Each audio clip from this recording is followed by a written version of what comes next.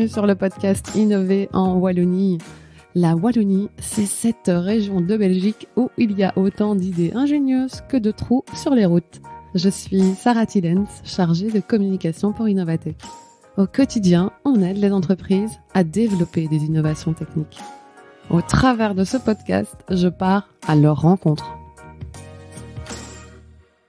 Bonjour à toutes et à tous. Alors, je ne sais pas si vous connaissez ce complexe, Battlecart. C'est un complexe qui se trouve à Moucron et qui vous permet finalement de faire du karting, mais du karting de manière très très originelle. Donc il faut s'imaginer qu'on rentre dans un hangar, dans un grand hall où finalement il y a rien, il y a peut-être des kartings, mais il n'y a pas de décor, il n'y a rien. Mais par contre, quand ça s'allume, quand les écrans au plafond s'allument et diffusent sur le sol plein de petites choses, plein d'images, eh bien on rentre un peu comme si on rentrait dans un jeu vidéo. En tout cas, c'est moi l'expérience que j'en avais vécue. Je suis pas très fan de karting, mais là, je dois dire que c'était très agréable et que le décor comme ça qui était projeté, créait les routes, créait des obstacles. Parfois, mon kart passait sur quelque chose et donc il ralentissait, il allait plus vite. C'était très très chouette à vivre et donc vraiment une expérience fun, attractive et finalement très technologique. Et donc j'ai avec moi aujourd'hui Sébastien Milcam, qui est le fondateur et le gérant de ce complexe, de ce jeu unique. Sébastien, bonjour, merci. Bonjour, merci de m'accueillir.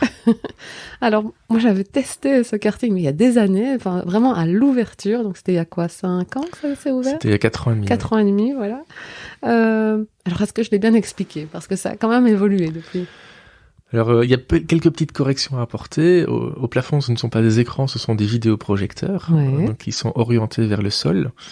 Et cet ensemble de vidéoprojecteurs, aujourd'hui, on en a 54 qui sont fixés au plafond, qui sont orientés vers le sol, permettent de recouvrir avec une image la totalité de la superficie du bâtiment.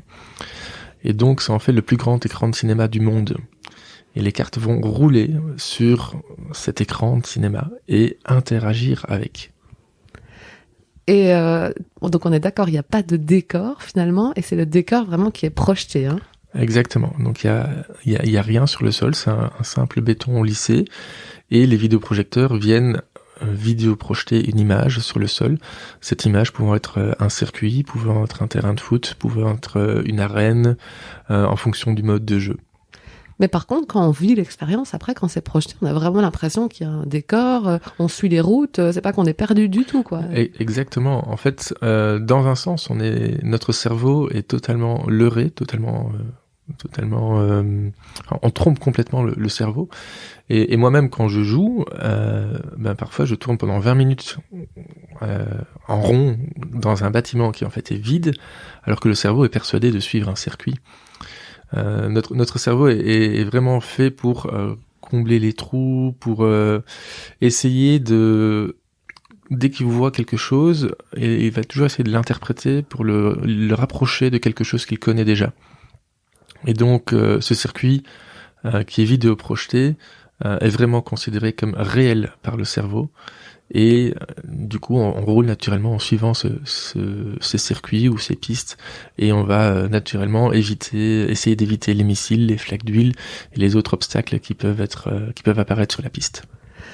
Alors, finalement, c'est un peu une sortie pour quiconque, comme un karting, comme on pourrait aller au karting classique, au bowling ou que sais-je. On fait une activité, on va chez Battlecart et puis on vient prendre des parties et on joue. C'est comme ça. Alors, en effet, on a un loisir récréatif. Alors, se comparer par rapport au karting, je trouve que c'est pas particulièrement pertinent. En fait, la proposition de valeur du karting classique, c'est la compétition, c'est l'adrénaline, c'est le sport.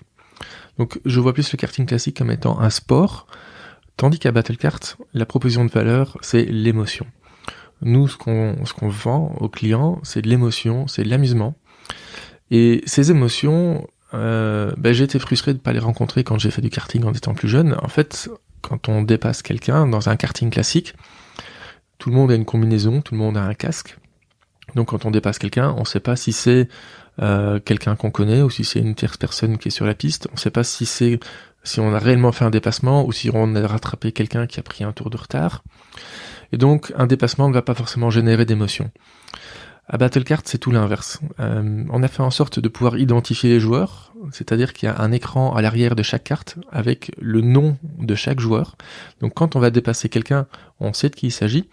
Et en plus, il n'y a ni casque ni combinaison, donc on peut identifier la personne visuellement.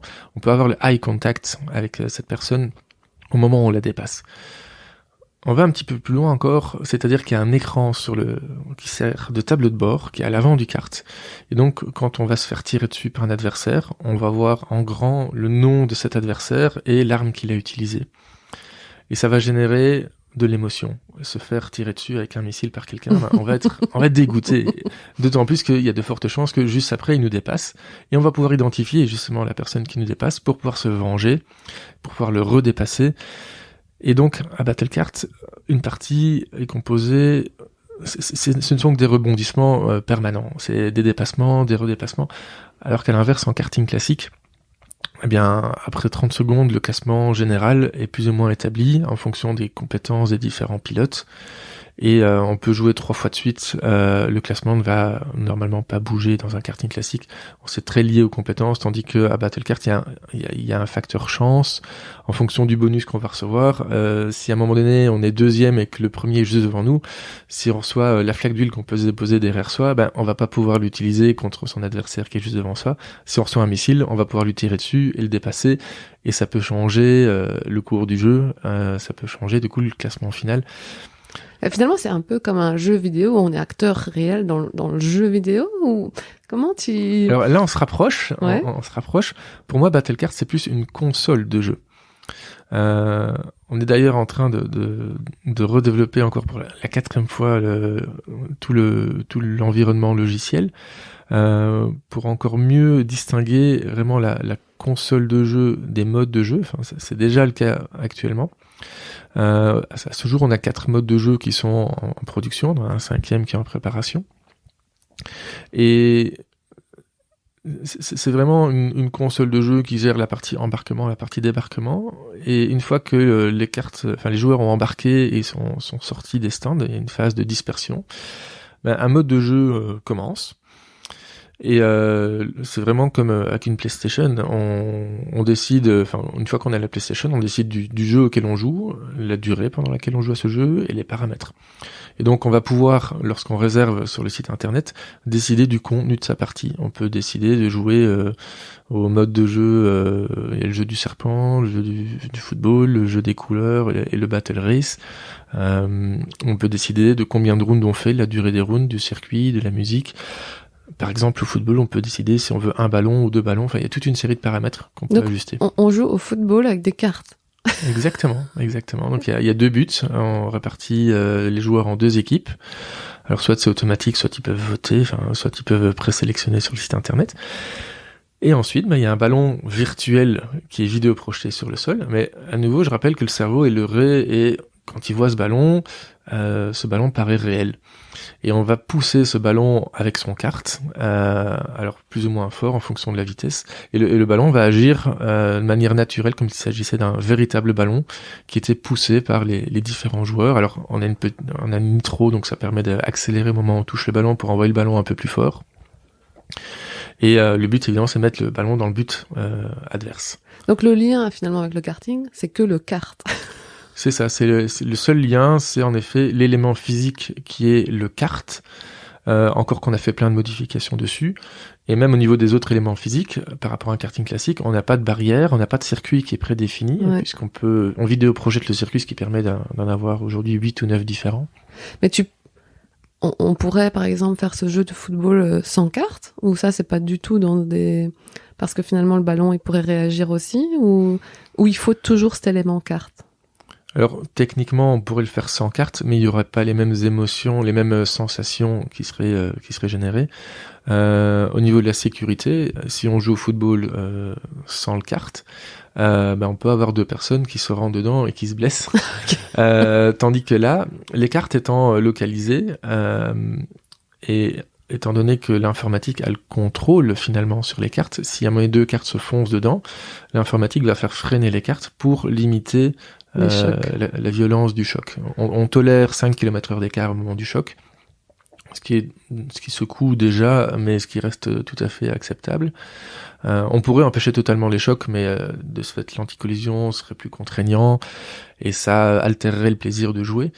Et donc là, ça permet d'avoir une composante de sécurité aussi qu'on retrouve pas dans le karting classique où il y a régulièrement des blessés. C'est ça qu'on n'a pas besoin de casque finalement.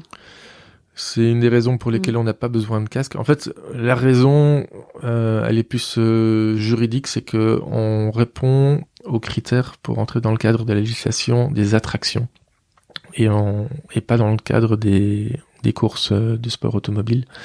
Et dans la législation des attractions, il y a toute une série d'autres contraintes.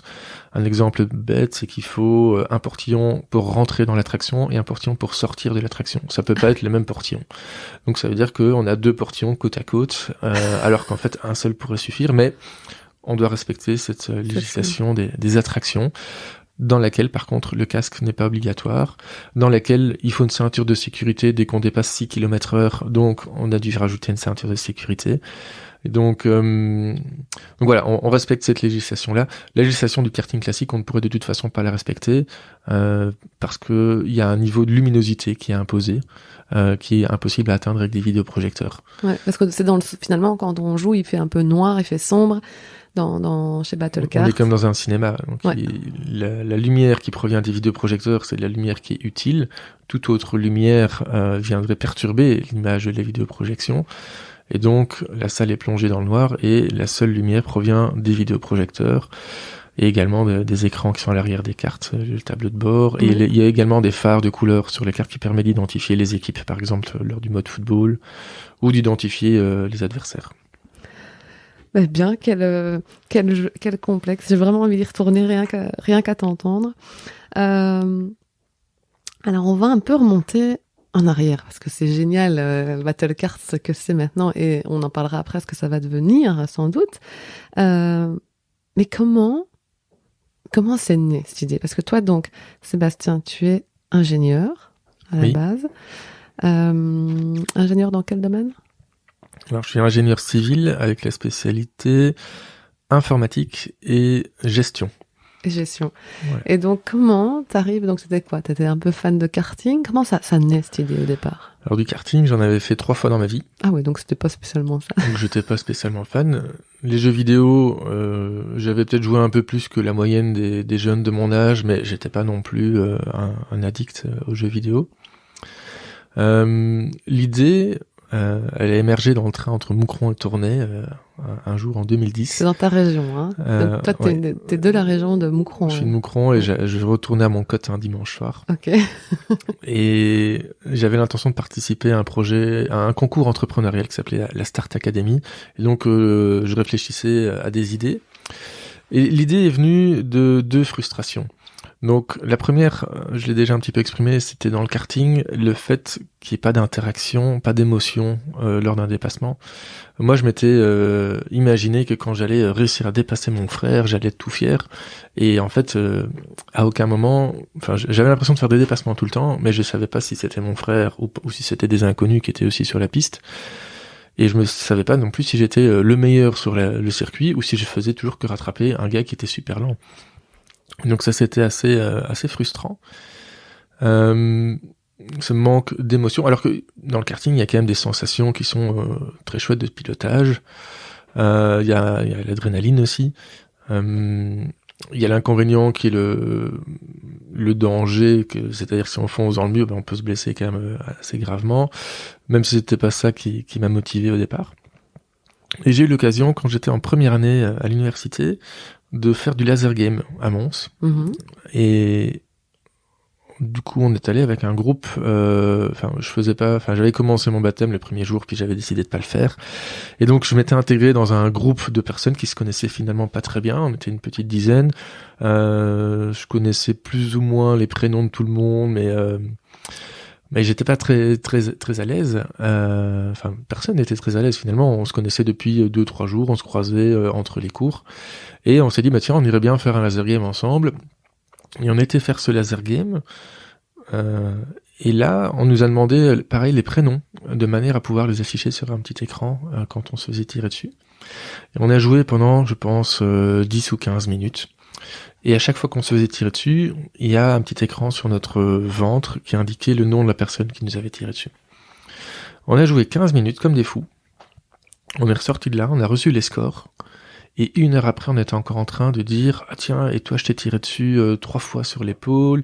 Et lui, il s'est suicidé dans le miroir. » Et là, je me suis dit « Mais merde, on a joué pendant 15 minutes avec des pistolets laser, où c'est finalement aussi un laser, c'est quelque chose qui est fictif. » Et 1 heure après, on est encore en train d'échanger, de discuter de tout ce qui s'est passé.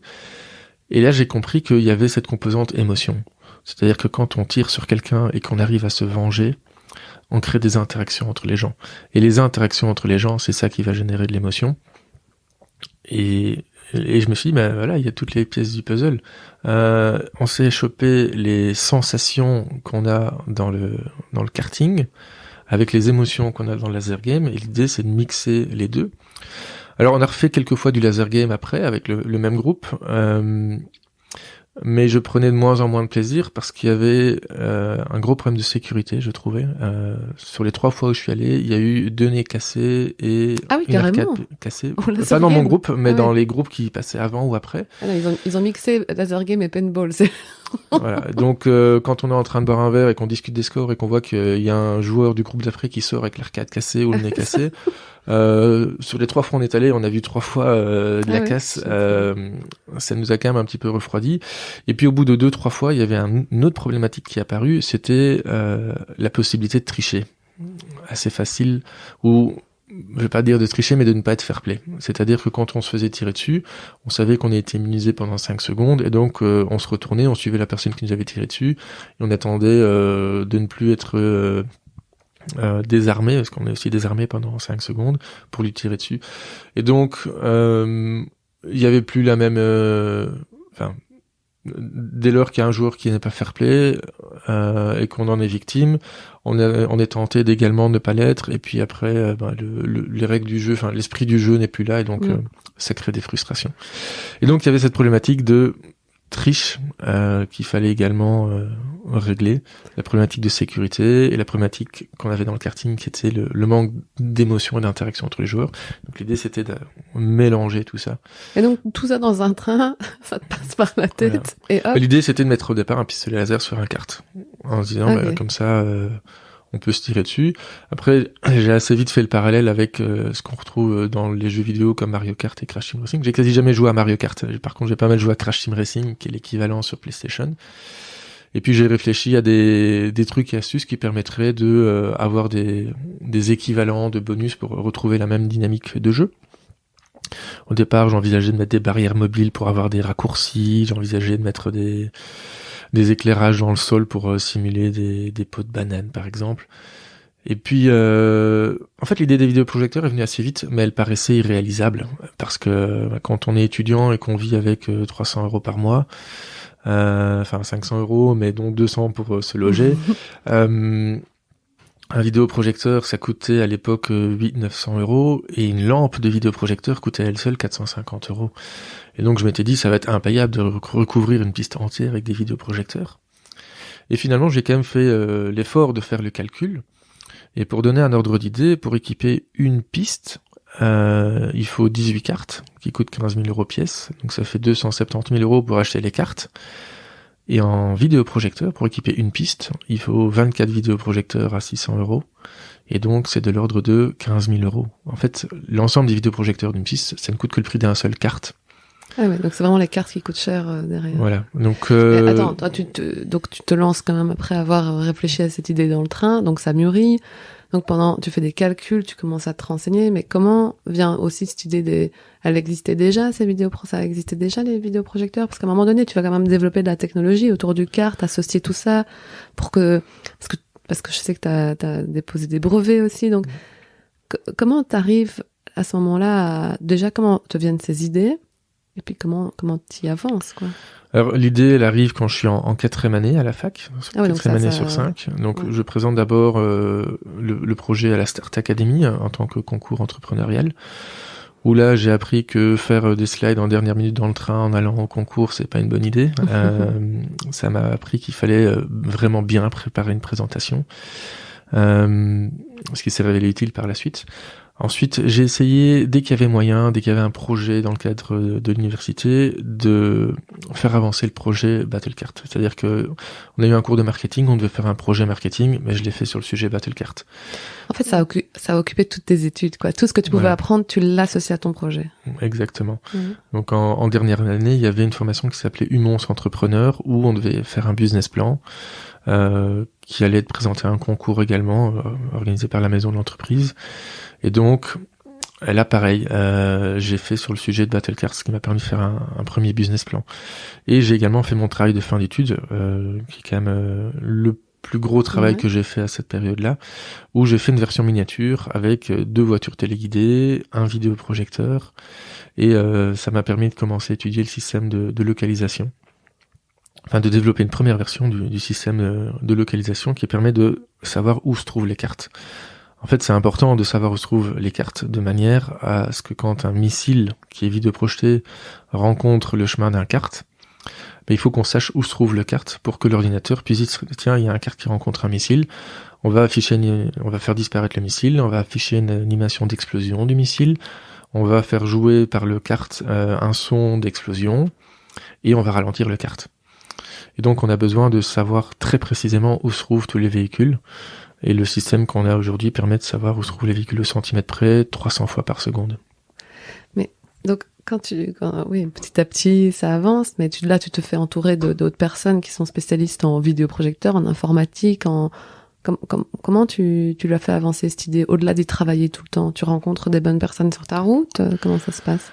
Mais j'ai été pas mal encadré par Michel Bagin, qui était mon promoteur de travail de fin d'études, qui m'a aidé à développer le système de localisation notamment, qui m'a suivi, qui m'a aussi qui m'a enseigné pas mal de choses en électronique aussi, parce que en ingénieur civil, en informatique et gestion, on voit pas mal d'informatique, on voit de la gestion, on a fait un petit peu d'électronique dans le cursus de base, mais pas aussi poussé que ce que j'avais besoin, et Michel est un passionné dans le domaine, il m'a appris énormément de choses. Et donc tout ce que j'ai appris en fabriquant des voitures téléguidées miniatures avec Michel m'a servi après sur la version grandeur nature du kart. Donc en sortant des études, j'ai décidé de me lancer. J'ai rencontré quelqu'un qui avait un peu un profil entrepreneur, et on a décidé de se lancer ensemble. J'ai fait intervenir une 3e personne aussi qui était intéressé par le projet, et donc on a fini par acheter un kart. On a pris un kart qui coûtait un peu moins cher, c'est quand même 10 ou 11 000 euros. On a acheté un kart et on a d'abord travaillé dans notre garage à modifier le kart, rajouter l'écran à l'arrière, rajouter le tableau de bord, rajouter des boutons sur le volant, rajouter le système de localisation.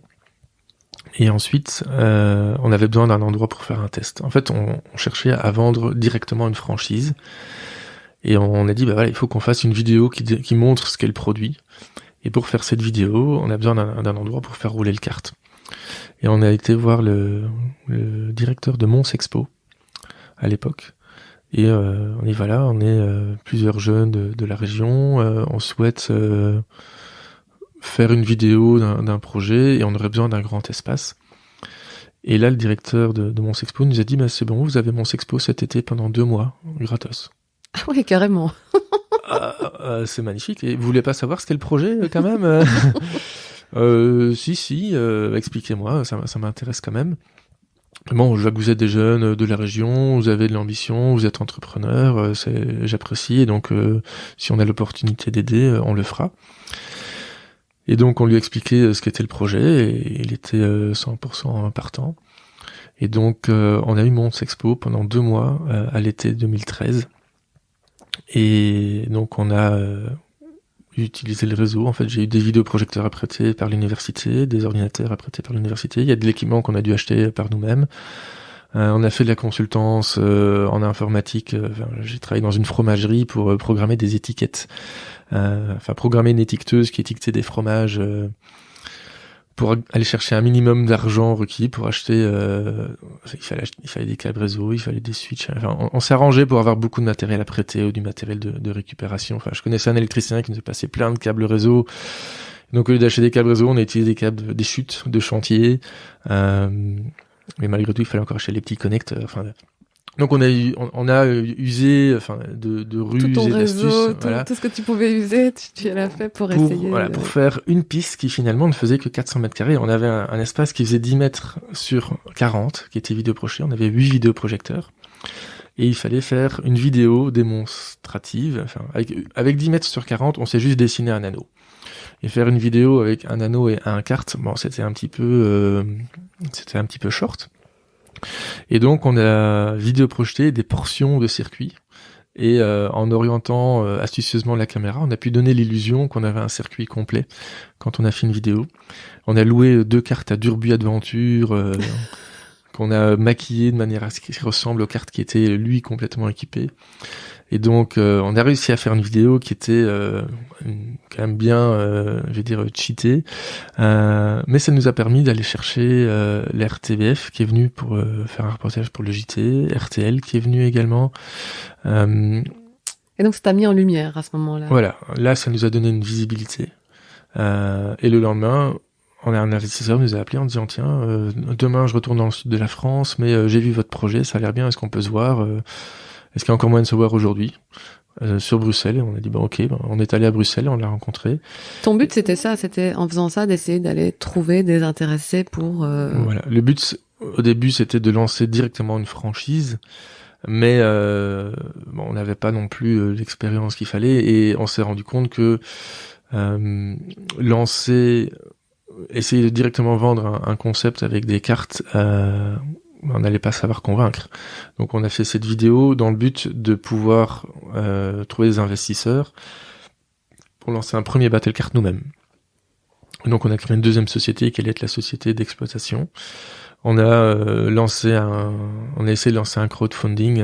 Donc cette personne que tu rencontres qui est retournée au sud de la France, là, il y a quelque chose qui se passe avec cette personne ou... Ouais, donc finalement, il a fallu encore 1 an et demi. Donc entre le moment où on a rencontré les investisseurs, tous les investisseurs qui sont finalement rentrés, on les a rencontrés quasi à cette période de l'été 2013. Ouais.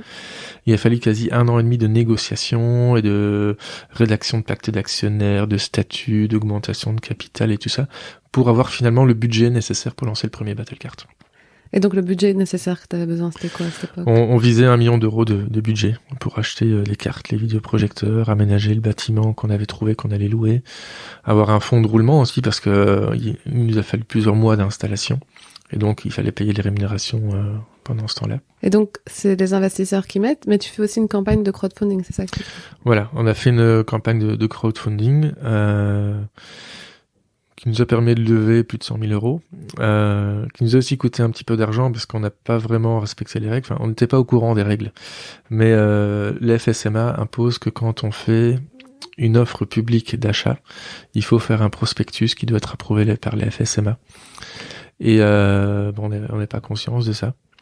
Et donc nous on avait créé une société coopérative, ce qui permet de émettre des parts variables. Et on avait mis sur notre site internet et on a envoyé à toute une série de gens un mail en disant là si vous voulez investir dans Battlecard, vous pouvez compléter ce formulaire là, vous faites un virement sur ce compte là et on vous enverra un certificat d'actionnaire et vous serez actionnaire de la société. Et donc il y a des gens qui ont investi, des amis, quelques inconnus. En grosse majorité, c'est quand même des amis et de la famille. On a levé 105 000 euros comme ça. Ce qui a quand même permis aussi de convaincre des plus gros investisseurs après d'entrer dans le jeu, puisque quelque part, nous, on avait un engagement moral vis-à-vis de tous ces tu commences avec tes family and friends, comme on dit. Voilà, quand on commence à expliquer, on a déjà 40 personnes environ qui ont investi 100 000 euros ensemble. Ils croient en moi, il y a du potentiel. Ça veut dire qu'il y a des gens qui croient en nous, qui croient au projet, et que nous, on va se bouger pour que ces gens puissent avoir un retour sur investissement aussi. Ouais. Donc ensuite, il y a 2 investisseurs privés, 2 investisseurs publics qui sont rentrés dans la société. Et en octobre 2014, on a signé le bail du bâtiment qu'on a trouvé à Moucron. Et on a commencé à faire tout l'aménagement, donc installer les vidéoprojecteurs, les capteurs, le réseau, installer un bar aussi. Et puis créer toute la dynamique de jeu, parce que ça t'en parle pas, mais il y a une vraie dynamique de jeu derrière à créer. Il y a Mais tout ça avait déjà en bonne partie été créé en 2013 pour Mons Expo. Bon, évidemment, il y a encore des évolutions qui ont été faites. Parce que il a fallu gérer aussi la fabrication d'un site internet. Ouais. C'est un système de réservation en ligne. Évidemment, en 2013, on n'avait pas encore le système de réservation en ligne. À Mons Expo, on n'était pas allé aussi loin. Par exemple, à la fin de la partie, il fallait pouvoir afficher des scores. Je pense que, je sais pas, c'est possible qu'à Mons Expo, on l'avait déjà, mais il y avait une série de choses qui ont dû être complétées. Maintenant, c'était quand même, le gros avait quand même déjà été fait en 2013. Et donc là, tu récoltes les investisseurs. Enfin, déjà, tu as ta campagne, tu as des investisseurs qui rentrent dans la danse, tu loues le bâtiment, et là, tu vois quand même que le projet commence à ressembler à quelque chose de sérieux. En 2014, finalement, on n'a pas 1 million d'euros, mais on a 700 000 euros sur les comptes en banque. Quand on a 25 ans, c'est quelque chose qui est quand même assez... sympa. Assez sympa. On achète pour 270 000 euros de cartes. On commence à faire des achats qui nous dépassent totalement. Ce que j'avais acheté de plus cher à l'époque, c'était un ordinateur à 1 000 euros. Dans ma vie perso, je veux dire. Ouais. Et là, on se retrouve à faire des achats d'un montant de plus de 200 000 euros. C'est des montants qui, à ce moment-là, donnent totalement le vertige. Et on commence à payer un loyer de 10 000 euros par mois. Oui, et là, quand on commence à payer 10 000 euros par mois, on se dit, OK, un mois, c'est réparti en 30 jours. Donc, ça veut dire que chaque jour nous coûte 300 euros. Et donc, on se dit, il faut avancer, quoi. Parce que chaque jour où on n'avance pas, chaque jour de congé qu'on prend, c'est 300 euros qui partent. Et c'est potentiellement aussi du manque à gagner. Parce que si on arrive à ouvrir plus vite, on commence à engranger du chiffre d'affaires plus vite aussi. Et donc on a mis 8 mois pour être prêt. Évidemment, avec du recul, on se rend compte qu'on aurait pu faire beaucoup mieux. Mais bon, voilà, on était jeunes, c'est comme ça qu'on a appris. On a mis 8 mois pour tout préparer. Il a fallu avoir les autorisations des pompiers aussi. Il a fallu demander un permis d'environnement, puisqu'on était en zone industrielle, on a demandé une dérogation au plan de secteur. Tout un tas de problématiques qu'on n'imaginait pas. C'est ça, tout ce qui arrive et que tu penses pas du tout au départ, quoi. Et puis c'est bête, mais il a fallu mettre en place donc un bar qu'on a voulu surélever. Donc on a acheté des containers de bureaux, on les a surélevés. Il n'y avait pas d'évacuation pour les toilettes, donc on a dû trouver un système de fosse septique avec des pompes et donc. Alors qu'on se dit, tiens, on va travailler sur de l'informatique, de l'électronique, développer des cartes, on se retrouve à devoir gérer de la plomberie, devoir gérer des fournisseurs, devoir gérer quel type de moquette on met par terre, trouver un menuisier pour mettre en place un comptoir, enfin, tout un tas de problématiques qui sont évidemment enrichissantes, c'est du fait que c'est très diversifié. Mais qui sont pas ce que tu voulais faire à la base, toi, tu veux chipoter. Enfin, après, ça t'apprend, mais c'est vrai que la moquette, mettez de la bleue ou de la rouge. On aurait aussi pu faire appel à un entrepreneur et lui dire, voilà, tu t'occupes de faire tout le bar et lui fournir un cahier des charges, mais ça nous aurait coûté beaucoup plus cher. Et on a démarré, donc le budget c'était 1 million d'euros et on a démarré avec 750 000. Donc on a dû faire encore 250 000 euros d'économie par rapport au business plan qu'on avait au départ. Ouais. Et donc on s'est retrouvé au moment de l'ouverture, on avait 0 sur les comptes. Il fallait que les gens viennent là. Il fallait absolument qu'on ça ouvre. Marche. Et on ouvre au pire moment, c'est-à-dire le 4 juillet, le début des vacances scolaires, période d'été où les gens vont moins dans les activités d'intérieur. Et donc c'est vrai que les premiers mois, on a démarré, on faisait, je pense le premier mois, on a fait 18 000 euros de chiffre d'affaires, sachant que le loyer était de 10 000 euros et qu'il fallait payer des salaires. Heureusement, tout était sur fonds propres, il n'y avait pas d'emprunt. Donc les premiers mois ont été assez compliqués. Et comment là, tu te sens, allez, quand même, c'est tout ton projet d'études, tu travailles, enfin, tu vois, ça te met du temps à aboutir, puis tu vois ton projet, le jour de l'ouverture, c'est quand même cocorico, quoi, non? Ou comment tu revis ce jour de l'ouverture quelques années plus tard? Le jour, en fait, un des jours qui a généré le plus d'émotions, c'est la première fois qu'on a vidéo projeté un circuit sur le sol. Ouais. Je me souviens qu'on était à plusieurs présents, des employés, et on a on a foncé dans les cartes pour aller rouler sur ce circuit virtuel, et c'était magique. Puis le jour de l'ouverture, c'est vrai que les premiers clients qui arrivent, c'est vrai que ça génère une certaine émotion, parce que c'est le projet daté quand même de 2010, enfin l'idée est datée de 2010, et on ouvre en juillet 2015, donc il a fallu 5 ans quand même. Ouais. Et avoir les premiers retours des clients. Enfin, on a d'abord organisé des journées de bêta-test, où on a fait un tarif très réduit pour faire venir un nombre limité de personnes pour valider que tout fonctionnait. Et donc, dans un premier temps, c'était plutôt des connaissances, des amis qui venaient faire ces tests. Et après, quand on a commencé à avoir des vrais inconnus qui venaient en tant que clients, et c'était assez chouette, et surtout de les voir sortir du kart et être émerveillés en nous donnant plein de conseils sur il faudrait changer ça, il faudrait faire évoluer ça, et on a dit on a fait avec les moyens du bord, on va encore faire évoluer les choses, et c'est ce qu'on a fait. Quand je repense à ce qu'était Battle-Kart au moment de l'ouverture et à ce qu'est Battle-Kart aujourd'hui, il y a un univers d'écart. Ouais, c'est bien, parce que ça veut dire que tu as progressé au fur et à mesure. Et ces évolutions, tu les as faites par rapport à ces retours de clients, par rapport à ce que tu avais déjà imaginé? Comment tu as évolué au fur et à mesure, justement? Mais les plus gros clients, c'est les employés et moi-même. Donc nous, on se rend compte d'énormément de choses qui peuvent évoluer. Enfin, on s'est rendu compte d'énormément de choses qui peuvent évoluer. Pendant les 2 premières années, j'étais moi-même derrière le comptoir à servir des bières. J'expliquais qu'au début, le chiffre d'affaires n'était pas à la hauteur de nos attentes. Et donc, on était très limité en termes de ressources humaines, et donc, je faisais tout, quoi. J'étais derrière le comptoir, puis j'allais surveiller les courses, et puis quand il y avait une panne sur un kart, il fallait descendre sur la piste. Et puis le soir, j'allais à l'atelier faire les réparations qu'il y avait besoin de faire. Donc au début, je faisais un petit peu de tout, puis au fur et à mesure que on s'est fait connaître, qu'on a fait un petit peu plus de chiffre d'affaires, j'ai pu recruter un barman, 2 barman, un opérateur sur la piste, puis un mécanicien. Aujourd'hui, pour l'exploitation, il y a 10 équivalents temps plein. Et donc puis, maintenant, t'es chef d'entreprise, d'une entreprise avec 10 personnes à gérer, quoi. Ça aussi, c'est des choses que il y a 11 personnes sur le payroll, il y a 2-3 indépendants. Ouais. Et la société qui n'exploite pas mais qui fait le développement du produit, donc là il a fallu attendre 1 an ou 2 avant de recruter un développeur, puis un deuxième développeur, puis un spécialiste en franchise dans le but de lancer des franchises. Donc aujourd'hui il y a 2 sociétés, une où on est 4-5 et une où il y a 11 personnes. Alors j'ai quand même la fierté de dire que dans la société où il y a 11 personnes, on était très loin, enfin j'ai réussi maintenant à structurer les choses, à mettre en place des responsables. Et j'arrive à gérer cette société avec seulement une demi-journée par semaine.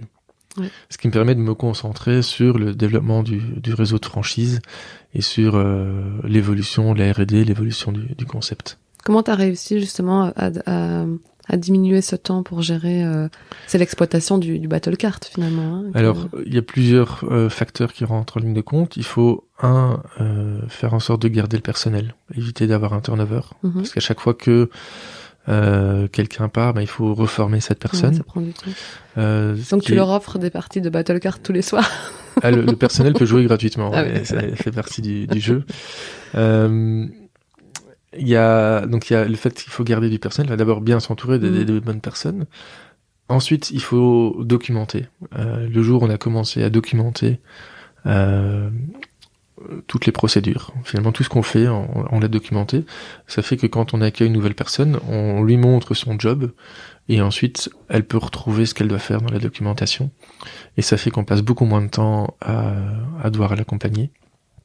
Ça permet aussi de fixer les choses, parce qu'à un moment, on s'est retrouvé avec 3 personnes qui accueillaient les clients sur les pistes et qui faisaient embarquer les clients, et ils avaient 3 méthodes différentes. Et à un moment donné, le but, c'est quand même d'identifier quelle est la meilleure méthode et de la faire appliquer par tout le monde. Il y a un développement aussi qui a changé ma vie, c'était il y a 2-3 ans. C'était un samedi soir où il faisait super beau, et je pense qu'il y avait les 24 heures de course libre à Moucron, et on avait très peu de clients, on avait 2-3 intérimaires qui étaient là. Et on savait qu'on avait encore des clients qui arrivaient en fin de soirée, mais on avait 2 heures où il n'y avait rien à faire.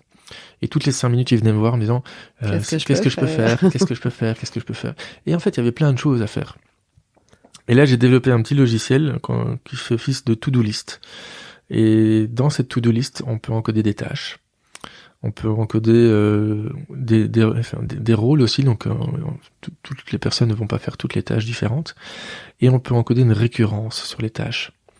Et donc, il y a une tâche toute bête, par exemple, c'est décoller les chewing-gums sur les tables du bar. C'est une tâche qui est encodée et qui revient 7 jours après qu'elle ait été validée.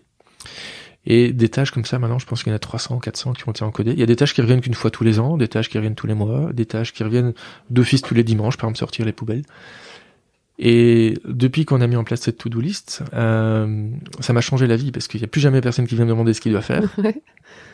Quand je vois que quelque chose n'est pas fait, je vais vérifier la récurrence, je vais vérifier qui c'est le dernier qui l'a fait. Et donc ça permet de leur expliquer comment il faut faire les choses correctement, ou d'ajuster la récurrence. Ça c'est ton côté aussi informaticien, automatisation des tâches, gagner du temps. Et en fait c'est aussi un effet très motivant pour le personnel, parce que quand le personnel arrive le matin, il y a déjà toute une série de tâches qui apparaissent dans la to-do list, et au fur et à mesure qu'ils éliminent les tâches, ils les voient disparaître, et donc ça c'est très motivant. Bien organisé du coup. C'est cette organisation qui t'a permis de gagner du temps.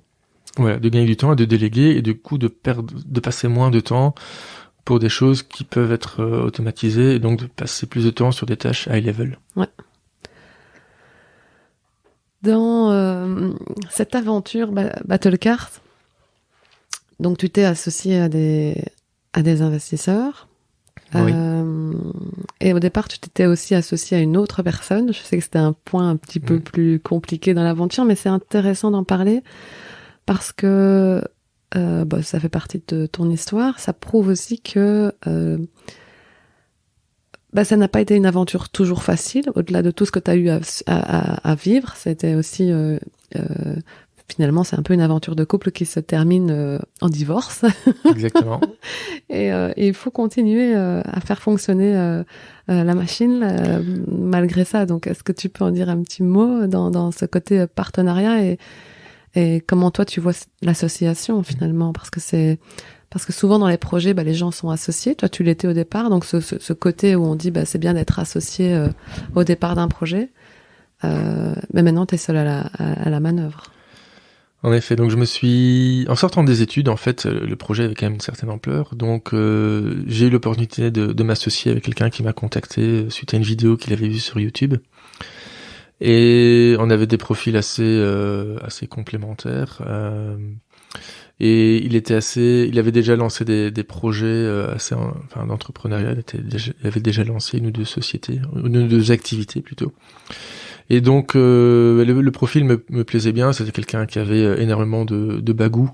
Et donc on s'est associés. J'étais assez cool en lui proposant de rentrer à 50-50, parce que je voulais que il soit motivé, et qu'à un moment donné, si on avait eu un déséquilibre, je voulais pas à un moment donné entendre oui, je travaille moins que toi parce qu'en même temps j'ai moins de parts que toi. Et donc on faisait tout à 50-50. Et en fait, au moment de l'ouverture, quelques semaines après, il m'a lâché. Je vais pas expliquer tout l'historique, tout le contexte, mais ça s'est vraiment très mal passé. Alors qu'on avait mis en place un pacte d'actionnaires et tout ça. Ça s'est très mal passé. On a fini quand même par s'entendre pour qu'il quitte la société. Enfin, c'est lui qui avait décidé de quitter la société, mais on a fini par s'entendre sur la manière dont il allait quitter la société. Et malgré ça, après il a continué à nous poser des problèmes en nous attaquant en justice, en lançant des procès contre nous. Enfin, un procès contre nous, du coup nous on en a lancé un autre contre lui. Aujourd'hui on a gagné les deux procès. Il y a eu un procès en droit d'auteur, un procès en exclusion d'actionnaire, puisque il avait encore des parts, et donc on a décidé de l'exclure définitivement puisqu'il avait vraiment été déloyal. Aujourd'hui, le procès d'exclusion d'actionnaire, on a gagné également l'appel, et il y a encore le procès en droit d'auteur en appel qui est en cours.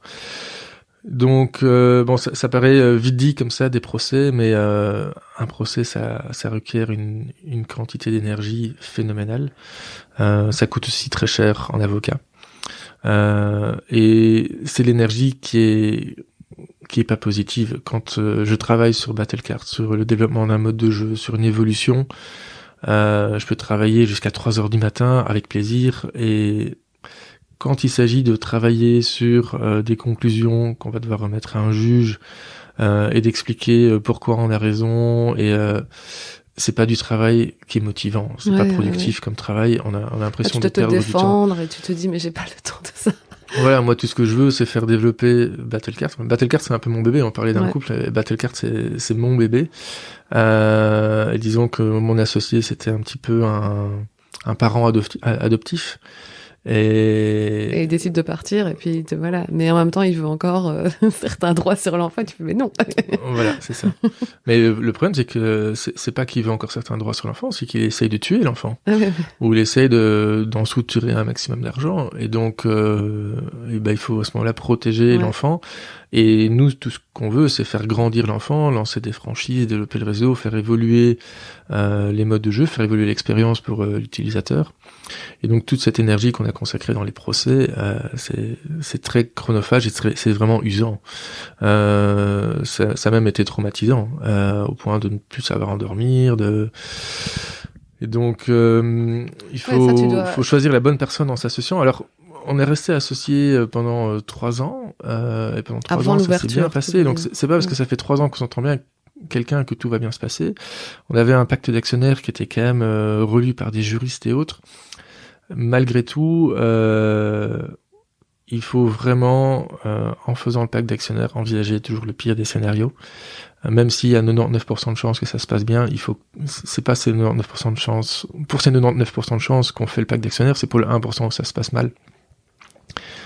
Et donc, si j'ai un conseil à donner par rapport à ça, c'est que dans un pacte d'actionnaires, même si on prévoit la manière dont se passer les choses, il faut aussi prévoir les sanctions si jamais ce qui est prévu n'est pas respecté.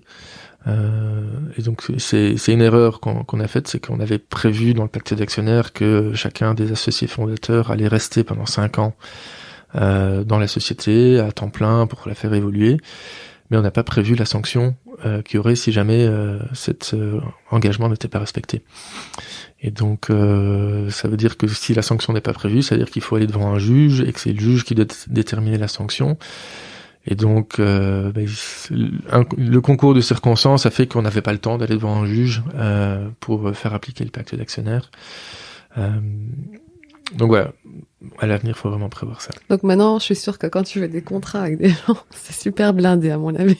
Tu fais bien relire ça, tu fais très attention à tout, quoi. C'est vrai qu'on se fait entourer par différents avocats spécialisés dans différents domaines pour beaucoup de choses. On a appris énormément, évidemment. Hein, c'est une mauvaise expérience, mais qui t'a appris beaucoup de choses sur les gens, sur plein. Enfin oui, ça t'a fait. En fait, ce qui ne nous tue pas nous rend plus fort, et ça n'a pas tué Battlecard, mais ça t'a rendu plus fort. Mais bon, c'est clair que c'était peut-être pas l'expérience la plus agréable de ta vie. Et donc du coup, maintenant, l'association, elle te fait un peu peur, non? Ou la confiance dans les gens, ou comment tu gères ça L'association avec une nouvelle personne me fait peur. Bon, maintenant, ça fait 4 ans et demi que je suis associé avec mon associé actuel qui est plus un financier. Et ça se passe très bien depuis 4 ans et demi. Bon, on a traversé des épreuves ensemble puisqu'on a dû affronter ces différents procès. Et donc, évidemment, quand on se retrouve dans la même difficulté avec quelqu'un, ça permet de souder les gens, de créer du lien. Donc aujourd'hui, ça se passe très bien. T'avais quand même cette personne sur qui te reposais aussi, d'un certain côté, même si c'était toi qui... Parce que tout seul, là t'avais un associé actionnaire qui t'épaulait un peu aussi. Hein. Oui, qui pouvait donner des conseils sur des... Évidemment, au niveau technique, au niveau technologique, ça servait à rien de lui demander quoi que ce soit, mais quand il faut aller négocier un crédit avec une banque, quand il faut...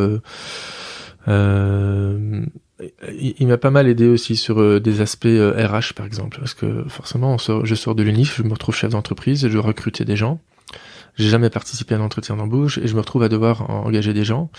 À un moment donné, on se retrouve avec une problématique deux membres de personnel qui sont en conflit, comment gérer le conflit, et donc c'est des choses auxquelles je n'avais jamais été confronté.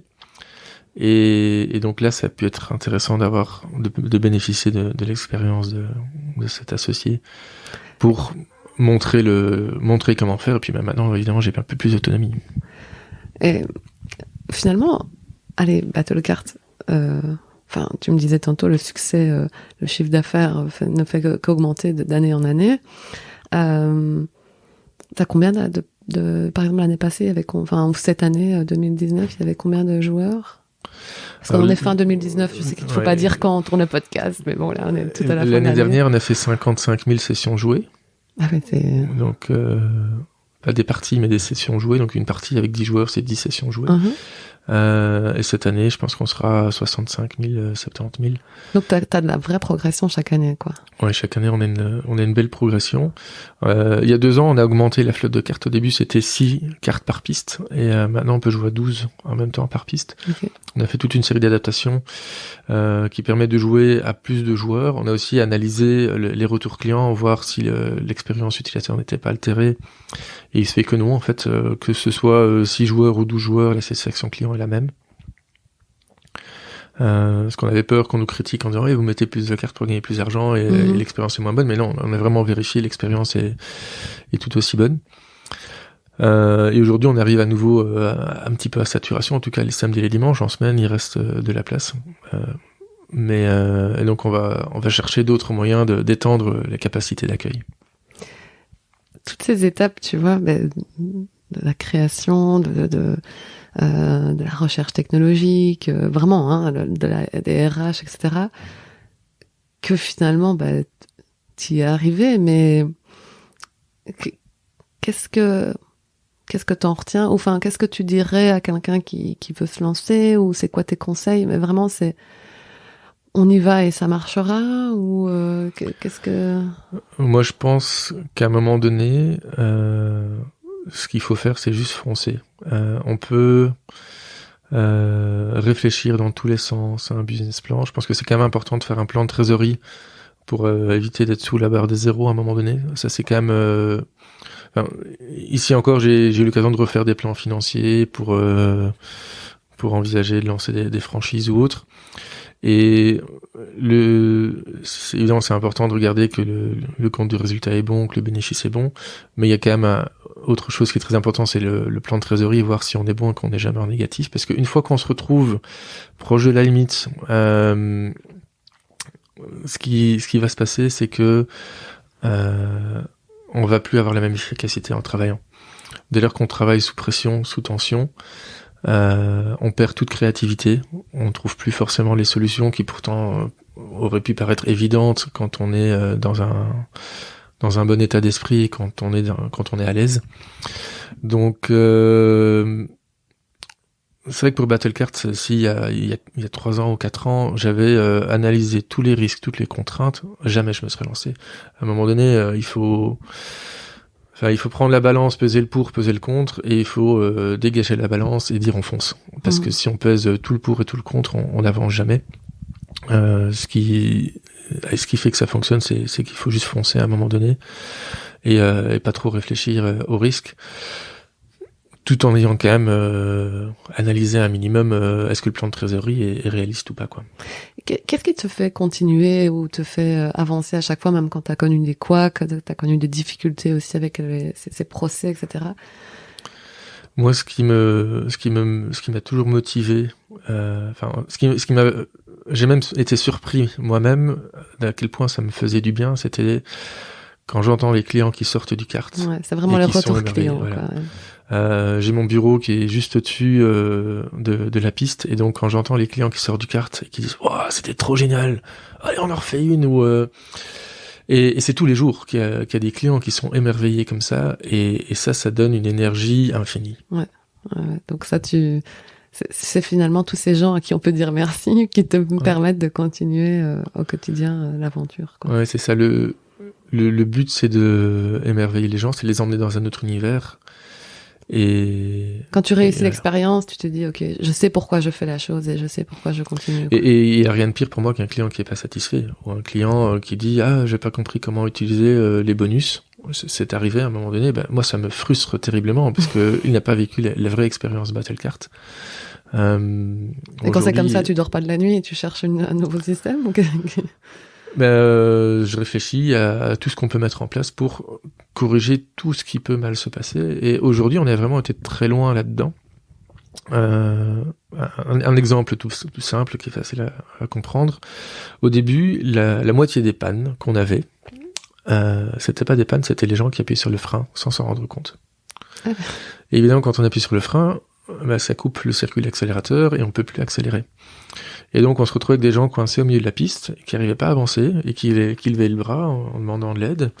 Et donc on allait les voir en leur disant lâchez le frein. Et le client qui disait non, j'appuie pas sur le frein. Ouais. Il disait si, lâche le frein.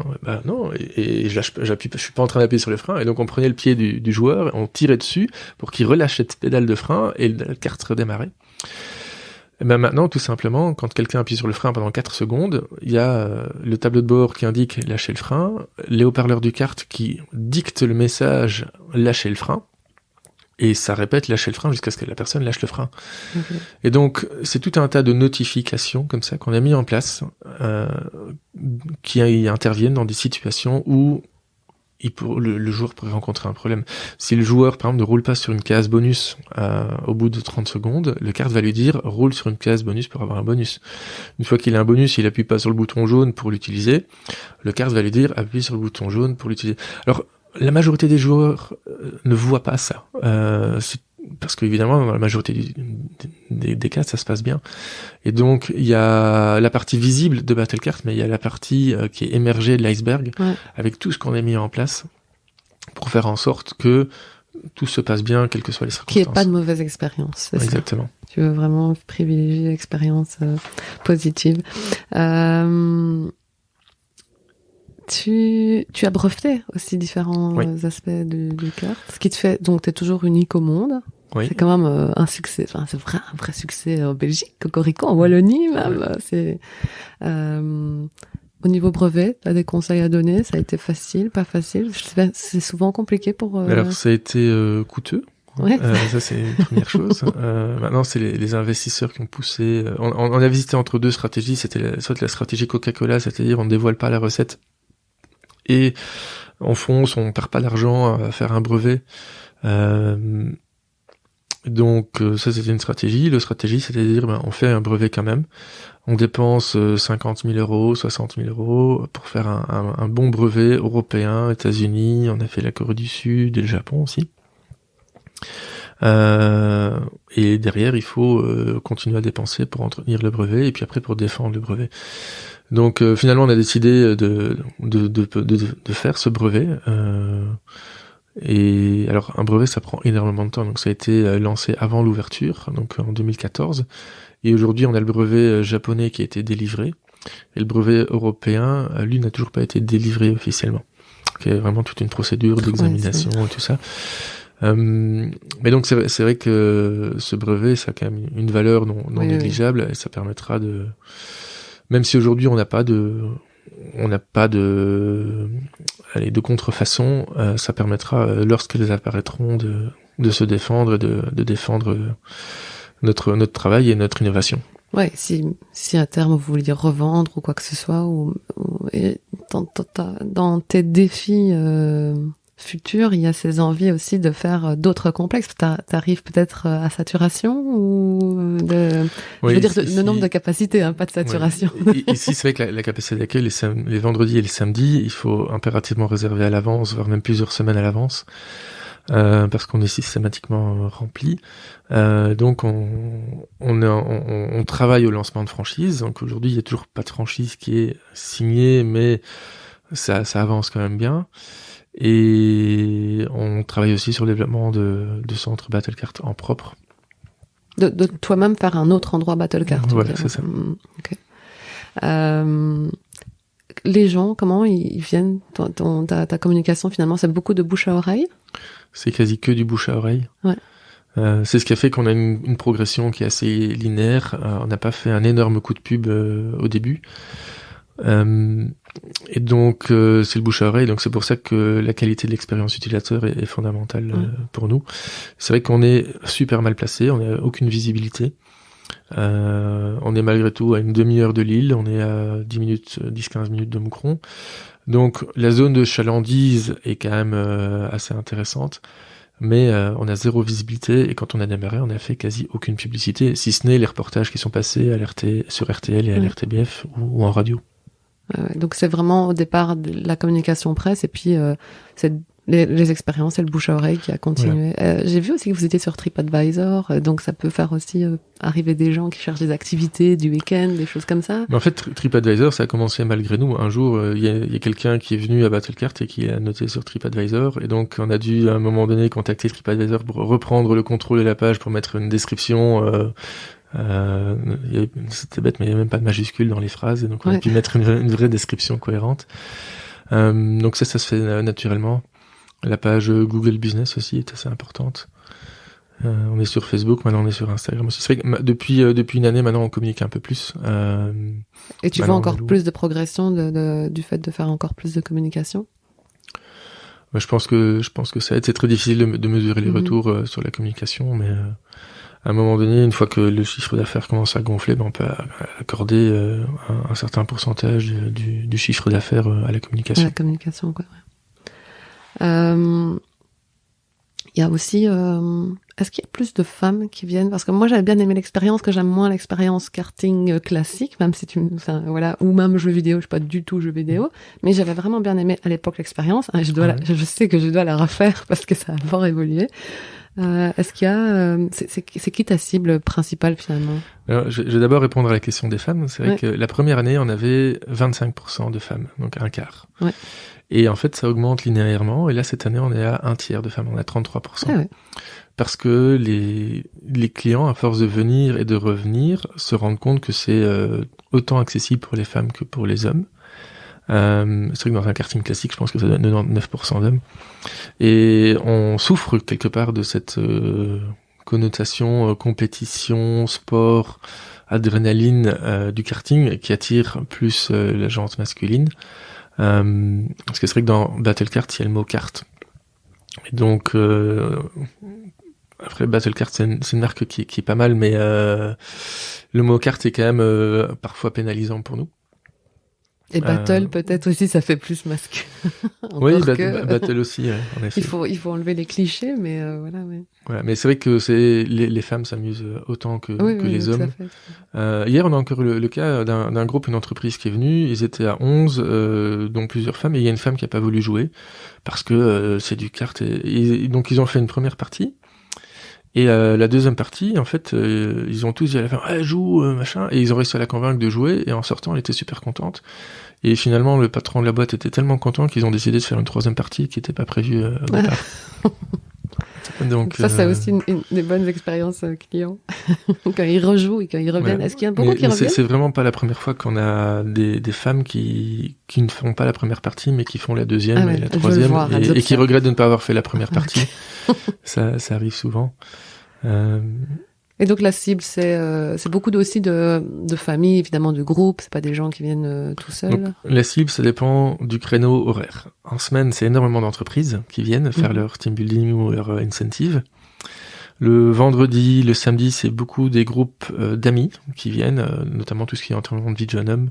Eux, en général, viennent plutôt le samedi matin, avant d'avoir trop consommé. Ok. Après, il faut quand même rouler. Ouais. Et le dimanche, ça, c'est beaucoup plus familial. Ok. Est-ce que Battlecart et la cible que tu as est celle à laquelle tu pensais il y a 5 ans? Oui. C'est centré autour de 30 ans. Ça fait une belle courbe de Gauss. En fait, quand on voit le graphique, il y a la courbe de Gauss de ceux qui payent leur partie, donc qui est centrée autour de 30 ans. Et il y a la courbe de Gauss des jeunes qui ne payent pas leur partie, qui est centrée autour des 17 ans. Et donc, de 15 ans à 20 ans, en général, c'est les parents qui payent. Donc, il y a une deuxième courbe de Gauss, et donc on voit les deux pics quand on affiche le graphique. Et Battlecart même, donc au-delà de la cible, Battlecart, si tu te remémores il y a 5 ans ce que tu voulais à l'ouverture, ce que tu imaginais que ça pouvait être, ça suit ton plan? Oui, aujourd'hui, je pense qu'aujourd'hui, on a atteint quasi tous les objectifs que je m'étais fixés. Un des derniers objectifs, c'était le replay. Donc, je voulais que les gens puissent revoir leurs courses sur smartphone. Ah ouais. Donc, aujourd'hui, on l'a fait, ça fonctionne très bien. Donc, en sortant de la course, on peut, sur son smartphone, revoir la course en image de synthèse, en 3D, en choisissant l'angle de vue. Donc, on peut se mettre comme si on était à la place d'un kart pour revoir toute la course. Ça, c'était un des projets que j'avais déjà à l'époque et il a fallu 4 ans et demi pour qu'on le mette en place. Donc maintenant, ça fonctionne. Et il y a un autre projet qui est sur le point d'aboutir encore, c'est qu'on veut ouvrir la plateforme à des tiers. C'est-à-dire que on a vraiment développé une console de jeux et des jeux qui sont séparés. Oui. Et ce qu'on va faire, c'est qu'on va permettre à des tiers de développer leur propre mode de jeu et de les envoyer sur notre plateforme pour qu'ils puissent venir jouer à leur propre jeu. Ah oui, donc on pourra soi-même créer son... si demain Ouais. j'ai envie de créer, je ne sais pas un terrain de foot, mais un terrain de basket. basket, Voilà. ouais, je pourrais le faire. Ou par exemple, si Coca-Cola veut venir faire son team building, ils pourront télécharger nos modes de jeu qui vont devenir open source. Ils pourront remplacer le missile par une bouteille de Coca, remplacer la flaque d'huile par une capsule retournée pour crever les pneus, adapter les sons, adapter les musiques, mettre un logo Battlecard sur le circuit. Et puis après, ils viendront jouer au mode de jeu Coca-Cola pour faire leur team building. C'est quand même assez sympa. Tu as remarqué que comme le team building fonctionnait très bien, il y avait moyen de faire ça, de customiser le team building parfaitement pour l'entreprise, quoi. Voilà.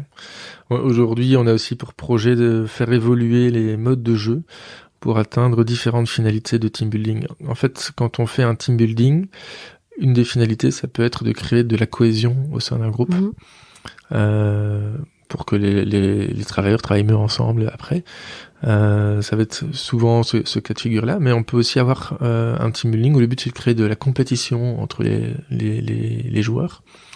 Par exemple, une équipe de commerciaux, on va pas avoir tendance à vouloir les mettre un peu en compétition, dans le but que de les challenger et de faire en sorte qu'ils aillent chercher le plus gros chiffre d'affaires possible derrière. Et il y a un hybride aussi où on va vouloir créer de la compétition entre différentes équipes au sein desquelles il faut créer de la cohésion.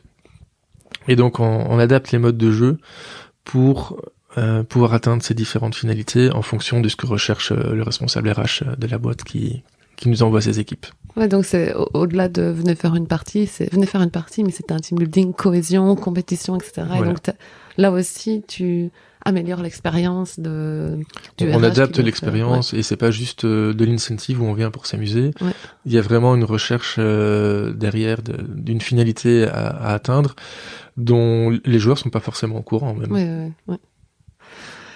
Petit à petit, les évolutions, c'est ce que tu apprends aussi au fur et à mesure d'avoir peut-être eu des team building, qu'est-ce qu'ils recherchaient. Tes défis pour demain, du coup, c'est d'agrandir, de faire tes plans pour les prochaines années. Les gros défis, c'est de lancer un maximum de franchises, de lancer un maximum de centres en propre aussi, de faire en sorte que les franchisés soient les plus autonomes possibles. Parce que aujourd'hui, si un franchisé doit nous appeler 3 fois par mois, et qu'on lance 15 franchises, ça va faire 45 appels par mois à gérer. L'idée, c'est d'essayer d'atteindre le 0 appel par mois. Si le franchisé est 100% autonome et que quel que soit le problème qu'il rencontre, il soit autonome et qu'il puisse remettre en service, là c'est royal. Et on a vraiment fait un énorme travail pour arriver à ça aujourd'hui.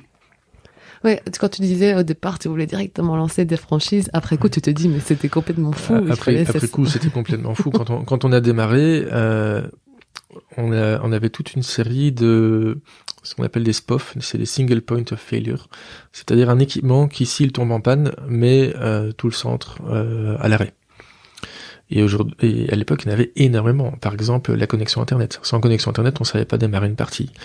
Par exemple, un vidéoprojecteur, par exemple, un capteur. Quasi tous les câbles étaient aussi nécessaires, tous les switches réseau. Et aujourd'hui, on fait évoluer les choses de manière à éliminer tous ces SPOF ou à faire en sorte que si un SPOF tombe en panne, la remise en service soit la plus rapide possible. Au début, il y avait certains ordinateurs qui, s'ils tombaient en panne, on mettait 6 heures pour remettre en service le système. Heureusement, ils sont pas tombés en panne, mais on avait une épée de Damoclès quand même au-dessus de la tête. Aujourd'hui, quel que soit l'équipement qui tombe en panne, en moins de 10 minutes, on remet en service. Et on a quasi 0 interruption de service. Pas dire que c'est impossible qu'on en ait une ce week-end, mais aujourd'hui on a quand même éliminé quasi tous les SPOF, et ceux qui restent, on sait qu'en moins de 10 minutes on sait remettre en service. Donc en tout cas maintenant, à l'heure actuelle, tu te sens à fond capable de gérer justement ces créations de franchises, parce que aujourd'hui je suis serein, je sais que le premier franchisé qui va ouvrir, on va être là pour l'accompagner au début, évidemment on va devoir le former à remplacer les différents équipements, mais je pense qu'une fois qu'il est lancé, pendant un mois, on devrait ne pas avoir d'appel téléphonique, ou les appels qu'on va avoir, ça va peut-être être des questions par rapport au système de réservation, ça va être, tiens, on voudrait changer de tarification, on voudrait rajouter un système de réduction pour les étudiants ou autre. Ça va être plus ce genre de choses-là. Mais en tout cas, d'un point de vue technique, on a vraiment atteint un niveau de maturité qui permet de fonctionner et de maintenir le système avec un niveau de compétence très limité, enfin avec un niveau de formation requis très limité. Ouais. T'as quel âge maintenant? 30 ans? 30 ans. T'as tellement l'air d'avoir vécu du vie finalement à 30 ans, d'avoir la tête sur les épaules, c'est incroyable. Comme quoi cette vie d'entrepreneur si jeune aussi, t'as tellement formé. Je sais pas si tu t'en rends compte d'ailleurs. Il n'y en a pas beaucoup de mon âge qui ont lancé des sociétés Direct à la sortie directement à la sortie des études, et qui font autant de chiffres d'affaires aussi après quelques années. Il y en a quelques-uns quand même, mais t'as bien fait d'avoir eu cette idée dans le train et de faire un laser game un jour. Je pense aussi que c'est une question d'opportunité. C'est que quand on est jeune, qu'on est étudiant, on n'a pas de crédit à rembourser pour la maison, on n'a pas d'enfants, on a aussi du temps pour bosser jusqu'à 3h du matin, les jours où on a envie de bosser jusqu'à 3h du matin, et qu'une fois qu'on a des enfants, une maison à payer, on a d'autres contraintes. Et ça nous bloque à partir d'un certain âge aussi, ça peut être bloquant. Tout à l'heure, je parlais de la créativité, et pour donner un exemple, quand je suis sorti des études en 2012, j'avais 10 000 euros sur mon compte en banque. Et je me suis dit, je me donne 1 an pour lancer Battlecart et commencer à toucher un salaire. Et donc, ça veut dire que je peux dépenser un peu moins de 1 000 euros par mois pour vivre. Bon, finalement, il aura fallu 1 an et demi, voire 2 ans avant de commencer à toucher un salaire. C'est pour ça que aussi qu'on a fait la consultance, et même on a même bossé pour mon expo à mi-temps pour avoir un minimum de revenus. Et au début de cette année, j'étais plein de créativité, plein d'idées, très efficace. Et au fur et à mesure que mon compte en banque se vidait et que j'approchais cette échéance qui faisait que j'allais être assez short, je ressentais vraiment que j'avais moins de créativité, moins d'efficacité dans mon travail.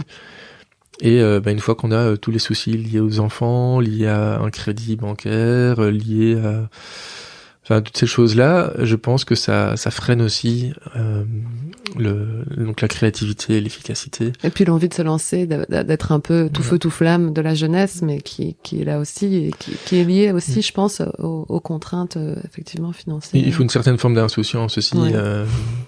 Quand je disais il faut se lancer, il faut pas forcément réfléchir à tous les risques. Il faut cette forme d'insouciance. Mais t'as pris le risque dès le départ. T'as vu en main des enjeux de 1 000 euros, et moi c'est ça que je veux faire avec, quoi. Donc chapeau. J'ai, contrairement à tous ceux qui sont sortis en même temps que moi de la fac et qui sont allés bosser dans des boîtes de consultance ou autres avec directement des beaux salaires, en tant qu'ingénieur civil, quand on démarre, on commence directement avec un beau salaire. J'ai pas eu à revenir et à sortir d'une zone de confort parce que je n'y suis pas rentré non plus.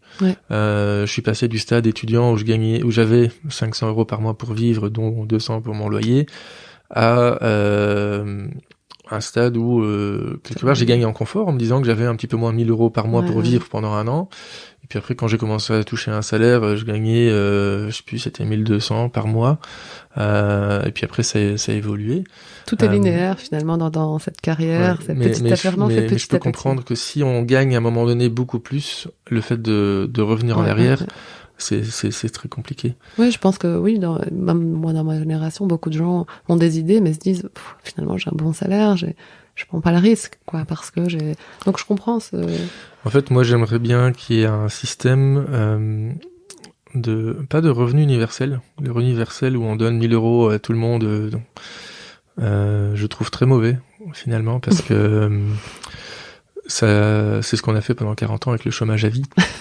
Et ça n'a pas empêché tout un tas de gens d'avoir encore besoin des Restos du Cœur, du CPS et autres.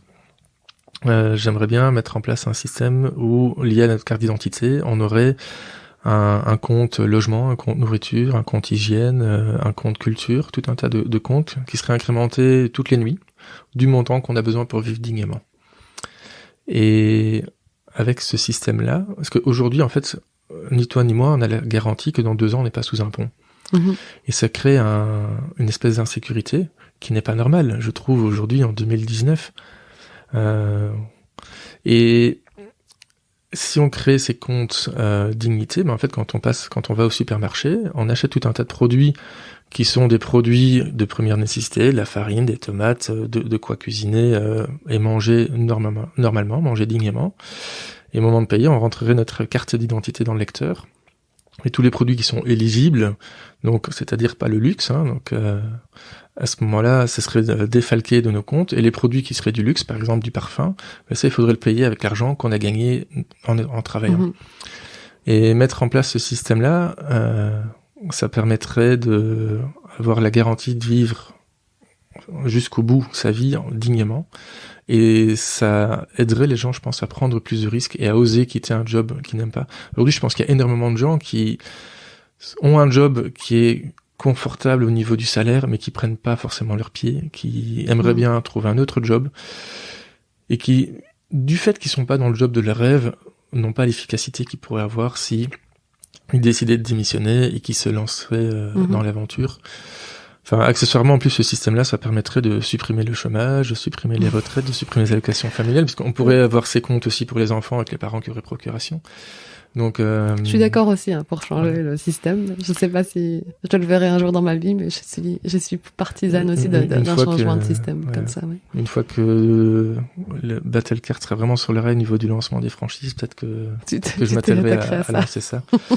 Parce que c'est vraiment, et je pense que cette sérénité, cette garantie de pouvoir vivre sans aucune contrainte financière, sans avoir la peur de tout perdre un jour, ça permet d'améliorer. Enfin, on parle souvent d'indicateurs de réussite des différents pays, et notamment le niveau de bonheur. Mais je pense que cette garantie de vivre dignement, ça a un impact énorme sur le bonheur. Le sentiment de bonheur.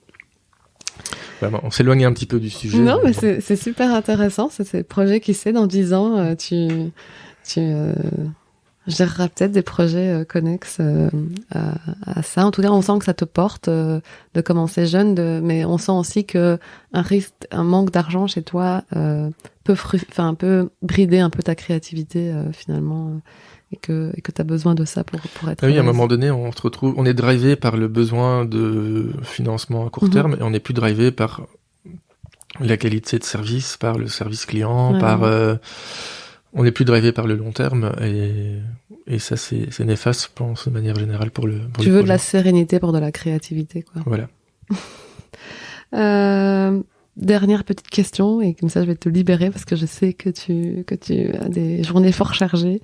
Peut-être si tu pouvais dîner avec quelqu'un ce soir qui te ferait avancer dans ton projet, tu voudrais dîner avec qui ?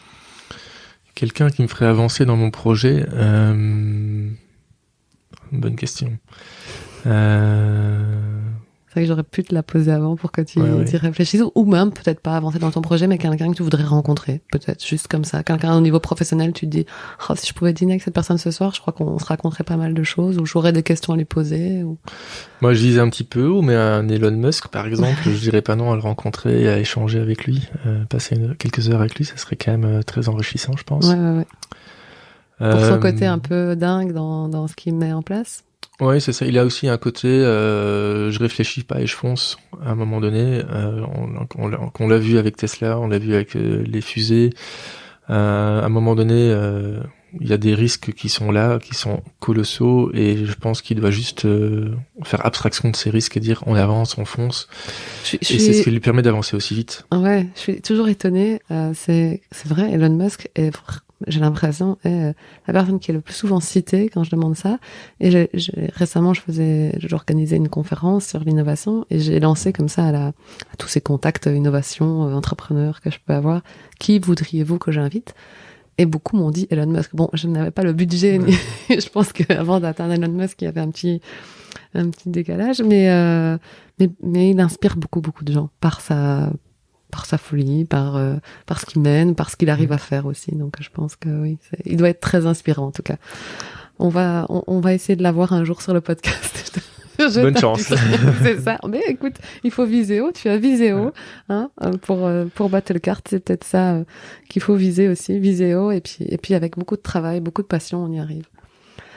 Merci beaucoup pour tout ce temps accordé. Avec plaisir. Et puis, j'ai hâte de venir jouer une partie à Moucron chez Battlecard. Tu es la bienvenue. Avant que tu fasses une franchise près de chez moi. Mais bon, Moucron n'est pas très très loin. C'est vrai que c'est 1 heure de route, donc c'est Oui, jouable. Mais tu es la bienvenue quand tu veux. Avec plaisir. Merci beaucoup pour tout le temps accordé. Bravo et merci. Vous avez écouté cette interview en entier.